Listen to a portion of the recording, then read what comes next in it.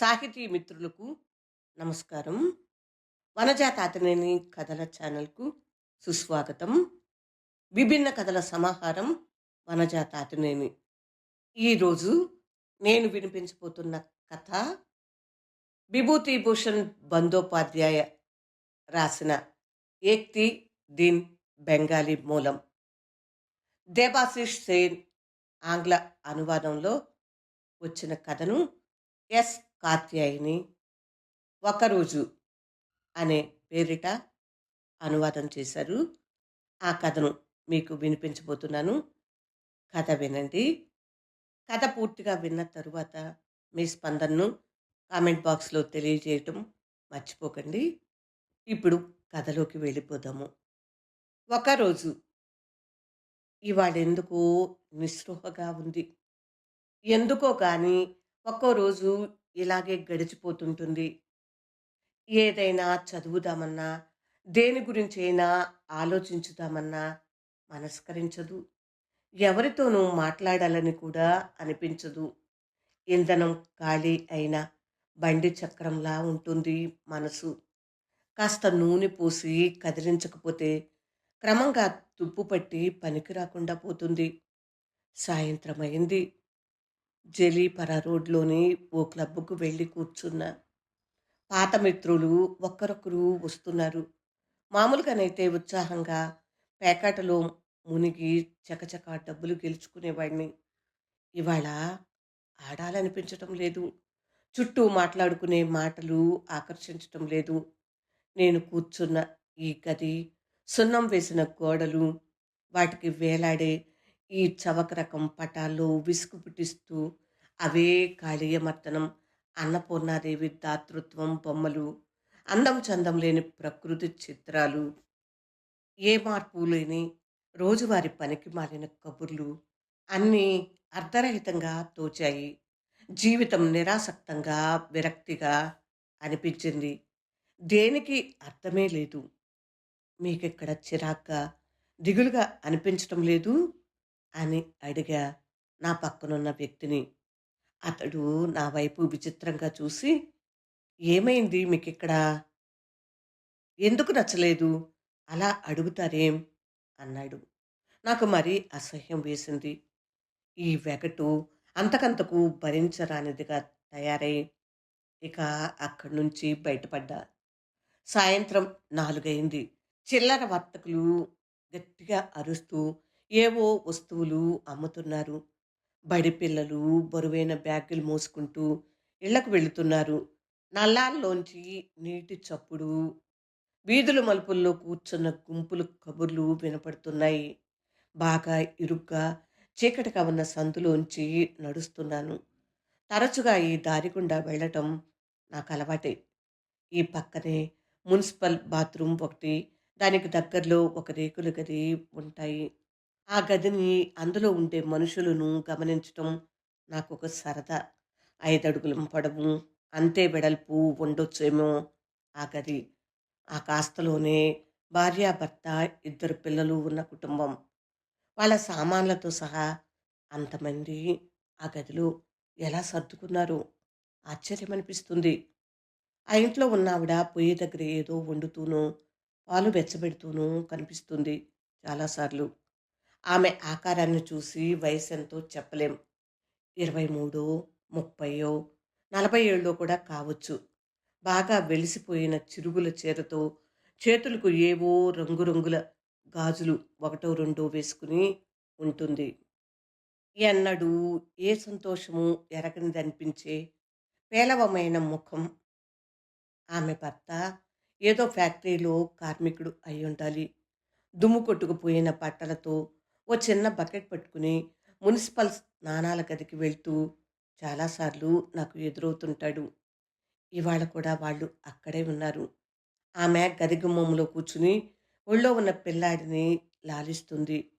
అటుగా వెళ్తున్న నా వైపు అభావంగా మొద్దు మొహం వేసుకుని చూసింది.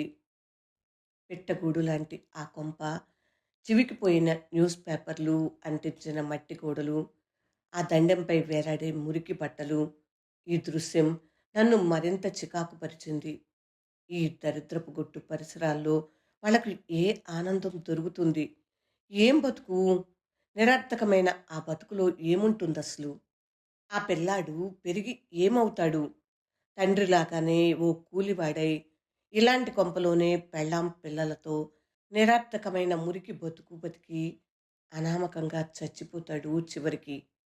అయినా ఆమె అంత మురిపంగా వాడిని హత్తుకుని లాలిస్తుందేం? రాబోయే రోజుల గురించి కలలు కనటానికైనా ఏ ఆశ ఉందని, ఇదంతా ఆలోచించేంత జ్ఞానమైనా ఆమెకు ఎక్కడుందిలే? అసలు ఇప్పుడున్న స్థితి గురించే అర్థం కాని మూర్ఖురాలు కదా! మెయిన్ రోడ్డు మీదకి వెళ్ళే దగ్గర పాత పుస్తకాల షాపులున్నాయి. చాలా వరకు అర్థం పర్థం లేని చెత్త పుస్తకాలే ఉంటాయి. సినిమా పత్రికలు, మెరిసే అట్టలున్న విదేశీ నవలలు కూడా ఉంటాయి. ఒక్కోసారి కొన్ని మంచి పుస్తకాలు కూడా దొరుకుతుంటాయి వెతికితే. ఇప్పుడైతే వాటిని గాలించేంత ఓపిక లేదు. ఇవాళ నా మనో ఆకాశం ఇటు ఎండలో మెరిసే చక్కని నీలిమబ్బులాగాను, అటు సహజ సుందరమైన వానమబ్బులాగాను కూడా లేదు. చిలుం పట్టిన నాణెంలా తయారైంది. ఏదైనా సినిమాకు వెళ్తేనూ, పోనీ ఊరి బయట కొండల దగ్గరకో, చెరువు గట్టుకో వెళితే ఎలా ఉంటుంది? కాస్త వేడి టీ తాగితే బావుంటుందేమో! ధర్మతల దగ్గర చర్చి ముందు జనం గుమిగూడారు. ఆధునిక దుస్తులు తొడుక్కున్న ఓ మనిషి ఫుట్‌పాత్‌పై పడున్నాడు. ఎదురింటి కింది అంతస్తులో బాత్రూంలో పడి ఉంటే ఎవరో చూసి ఇక్కడ పడేశారని జనం చెప్పుకుంటున్నారు. మనిషి చచ్చిపోలేదు. మద్యం మత్తులో స్పృహ తప్పాడు. పోలీసులు వచ్చి అతన్ని ఓ టాక్సీలో తీసుకెళ్లారు. ఎందుకో గాని దారిలో ఆ గుడిసె ముందు కూర్చున్న స్త్రీపై కలగని సానుభూతి ఈ తాగుబోతుపై కలుగుతుంది. నాలో అతడు ఏదో ఆనందాన్ని వెతుక్కుంటున్న మనిషి. అందుకు ఎంచుకున్న ఈ దారి సరైంది కాకపోవచ్చు. అతడి వెతుకులాట అయితే నిజాయితీగానే ఉంది కదా అనుకున్నాను. అతడి అనుభవాలు ఎలాంటివో, ఈ అన్వేషణ అతడికి ఎంత అవసరమైనదో ఎవరు చెప్పగలరు? అలా నడుస్తూ కర్జన్ పార్క్ చేరాను. చినుకులు మొదలయ్యాయి. ఇంగ్లీష్ దొరల పిల్లలను తీసుకుని వచ్చిన ఆయాలు, నౌకరు కుర్రాళ్ళు పైన కప్పులున్న బల్లలపై చేరారు. నేను ఒక బల్లపై కూర్చున్నా. ఓ చిన్న పిల్లాడు. ఏడాదిన్నరో, రెండేళ్ళో ఉంటాయి. బంగారు రంగు జుట్టు, నీలాల్లాంటి కళ్ళు. నౌకరు కుర్రాడి టోపీ కింద పడి ఉంటే వంగి దాన్ని తీశాడు. మునివేళ్లపై పైకి లేచి అతి కష్టంతో దాన్ని ఆ కుర్రాడి తలపై పెట్టాడు. ఆ పని చేసి ఆనందంతో గిరగిరా తిరిగి నాట్యం చేస్తూ బోసి నవ్వులు చిందించాడు. ఇంతలో ఆ టోపీ మళ్ళీ కింద పడింది. చిన్నపిల్లాడు మళ్ళీ దాన్ని తీసి అతి ప్రయాసతో దాని సొంతదారు తలపై ఉంచాడు. వాడిలో మళ్ళీ అదే ఆనందం, నాట్యం, బోసి నవ్వుల చిలకరింత. ఇదంతా ఎవరూ పట్టించుకోవటం లేదు. టోపీ తాలూకు కుర్రాడు ఓ ఆయాతో కబుర్లు చెప్తూ తన టోపీ పడిపోయిందని గమనించలేదు. దాన్ని సరిగ్గా అమర్చటానికి పసివాడికి అందకపోవటంతో మళ్ళీ మళ్ళీ పడిపోతూనే ఉంది. చిన్నబాబు విసుగు, విరామం లేకుండా అదే పని చేస్తూనే ఉన్నాడు. నేను నిశ్చేష్టుడనై వాడికేసి కళ్ళప్పగించాను. ఆ చిట్టి చేతులు, కాళ్ళు ఎంత లయబద్ధంగా చెలిస్తున్నాయి. వాడి ముఖంలో ఎంత జీవకళ, ఎంత అమాయకమైన ఆనందం, ఎంత అద్భుతమైన సౌందర్యం. ప్రతిసారి అదే ఉత్సాహంతో, సంతోషంతో పరిగెత్తుకు వెళ్ళి టోపీ తీసి తలపై పెట్టి గంతులు వేసి ఆడటము.